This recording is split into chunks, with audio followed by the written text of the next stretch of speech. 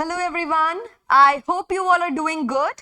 सो आज हम एक बहुत ही डाइसी या फिर कंफ्यूजिंग टॉपिक लेकर आए हैं। वो है क्या है डिफरेंस बीएड एंड डीएलएड में। ठीक है। सेकेंडली, कौन सा कोर्स हमें परस्यू करना चाहिए अगर हम अपने आप को, वैसे तो I won't ever recommend this line, but then again कई बच्चों को लगता है कि थोड़ा सा जो है पोटेंशियल हम में उतना नहीं है और हम पहले जो है स्टेप बाय स्टेप जाना चाहेंगे, ना कि गवर्नमेंट टीचिंग के लिए, गवर्नमेंट टीचर्स के 11th-12th के पोस्ट के लिए ना जाते हुए, पीजीटी के लिए ना जाते हुए थोड़ा सा जो है इजीली हम स्टार्ट करें। तो उसके लिए हमें कौन सा कोर्स करना चाहिए, एंड थर्ड की कौन सा कोर्स करने से जल्द जो है सरकारी नौकरी मिल सकती है। ऑलराइट, ये तीन चीजों को आज हम डिस्कस करेंगे। पहला, दोनों ही जो है हमारे, चाहे वो डीएलएड हो चाहे वो बीएड हो, दोनों ही हमारे प्रोफेशनल कोर्सेस हैं।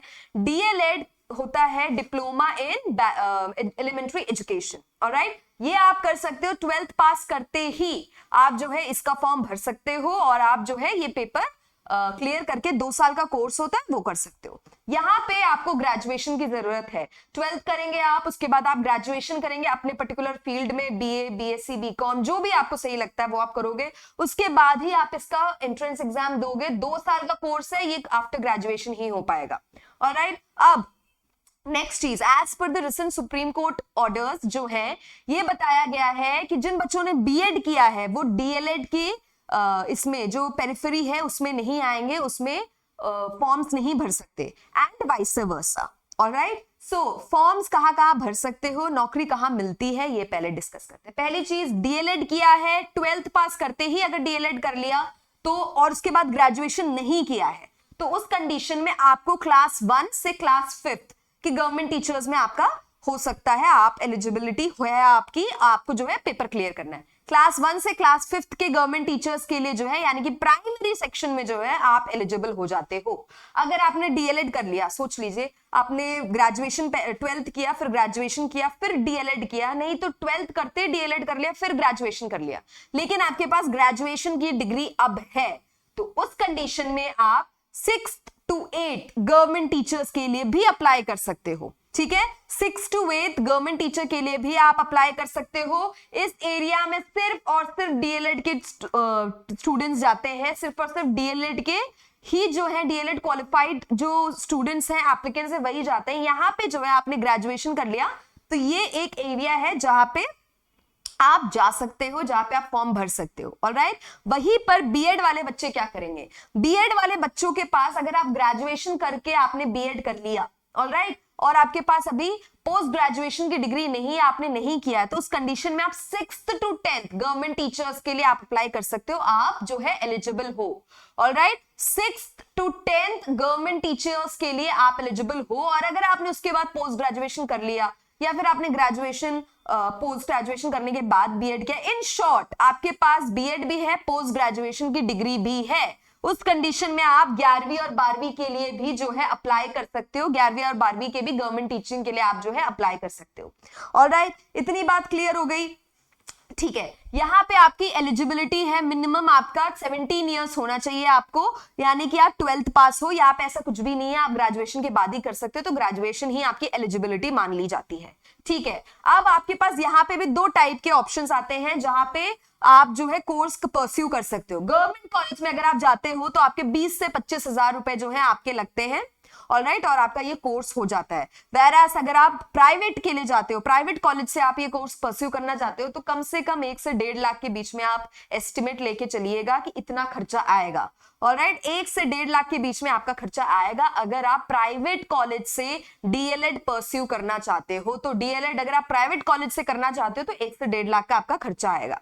वहीं पे हम अगर बीएड की बात करें, बीएड में अगर आप गवर्नमेंट कॉलेज से जो है आप बीएड की डिग्री करना चाहते हो, तो उस कंडीशन में 30 से 35 हजार का जो है आपका एक एस्टिमेट लगता है, जितने में आपका कोर्स हो जाएगा। और अगर आप प्राइवेट कॉलेज में जाते हो, देन 1.5 से 2 लाख का आपको जो है वहां पे आप एस्टिमेट लेके चलिएगा कि इतना तो आपका जो है प्राइवेट कॉलेज में लग ही जाएगा। अब गवर्नमेंट कॉलेज के लिए ये दोनों ही कोर्सेस में आपके एंट्रेंस एग्जाम्स होते हैं, आप एंट्रेंस एग्जाम दे सकते हो और आप गवर्नमेंट कॉलेजेस में जो है जाके ये कोर्स परस्यू कर सकते हो। ठीक है, अब कई बच्चे होंगे कि कई बच्चे होते हैं मैं फिर से बोलूंगी, ये बहुत ही एक पेसिमिस्टिक तरीका है सोचने का कि हम इतने इंटेलिजेंट नहीं हैं या हम नहीं कर सकते हैं या हम इतने काबिल नहीं, ऐसा नहीं सोचना है। लेकिन फिर भी ऑलराइट, अगर ऐसा कहीं ना कहीं दिमाग के कहीं कोने में है कि हम शायद 11th-12th का पीजी 11th-12th का जो स्कूल टीचिंग है, जो गवर्नमेंट टीचर्स है, उसका हम क्वालिफाई नहीं कर पाएंगे, नहीं तो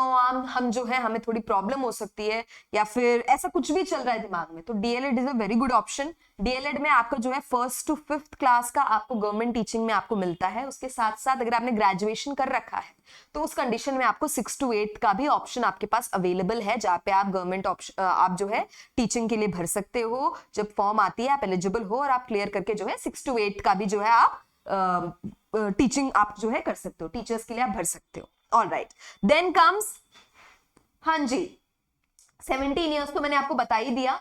डीएलएड में आपकी एलिजिबिलिटी क्या है कि आप जो है एंट्रेंस एग्जाम के लिए आप कैसे भर सकते हो। पहली चीज, 12th में आपके पास 50% मार्क्स होने चाहिए अगर आप जनरल कैटेगरी के हो तो, ठीक है। 12th में आपके 50% मार्क्स होने चाहिए, और अगर आप नॉन क्रीमी हो लेयर है, जैसे कि जितने भी रिजर्वेशन वाले कैंडिडेट्स हैं, ठीक है, जितने भी रिजर्वेशन वाले कैंडिडेट्स हैं उनके लिए 45% इज द एलिजिबिलिटी। ऑलराइट, वैसे ही आपका बीएड अगर आप करना चाहते हो तो यहाँ पे क्योंकि एलिजिबिलिटी ही 12th पास है तो 12th पास के मार्क्स रखे हुए हैं, लेकिन बीएड करने जाओगे तो आपका ग्रेजुएशन होना कंपलसरी है, तो ग्रेजुएशन में आपके जो है 50% मार्क्स आने चाहिए। ऑलराइट, ग्रेजुएशन में आपके 50% मार्क्स आने ही चाहिए, ठीक है। अब उसके बाद बात आती है कि कौन से लोगों को, कौन से इन दोनों में से किन लोगों की जल्दी से नौकरी लग सकती है, नौकरी जल्दी लगने की प्रोबेबिलिटी होती है। देन आई वुड से कि जो प्राइमरी टीचर्स हैं, ऑलराइट, उनके लिए जो है काफी ज्यादा वैकेंसीज आती हैं। जो डीएलएड करे हुए बच्चे हैं, ऑलराइट, 1 to 5 वाला जो एक हमारा कैटेगरी है, उसमें बहुत ज्यादा वैकेंसीज आती हैं स्टेट वाइज एंड एवरीथिंग। सो बहुत ज्यादा वैकेंसीज है, कंपटीशन बहुत ज्यादा है, एंड उसी जैसे जो है कट ऑफ भी जो है आपका ऊपर नीचे होता है, आप जानते हो ये बात। Alright, you know the drill. तो इसमें नौकरी लगना आसान है क्योंकि यहाँ पे जो है आपका प्राइमरी में वैकेंसीज बहुत आती हैं, कंपैरेटिवली यहाँ पे आपके वैकेंसीज कम आती हैं। लेकिन अगर आपने डीएलएड कर रखा है तो आपके पास केवीएस में ऑप्शन है, ठीक है, प्राइमरी टीचिंग का, आपका DSSB में आपके पास प्राइमरी टीचिंग का ऑप्शन है, और उसके अलावा जो भी जहां पे भी प्राइमरी टीचिंग के आपके छोटे ऑप्शंस आते हैं जो स्टेट के अंदर, वो आते हैं।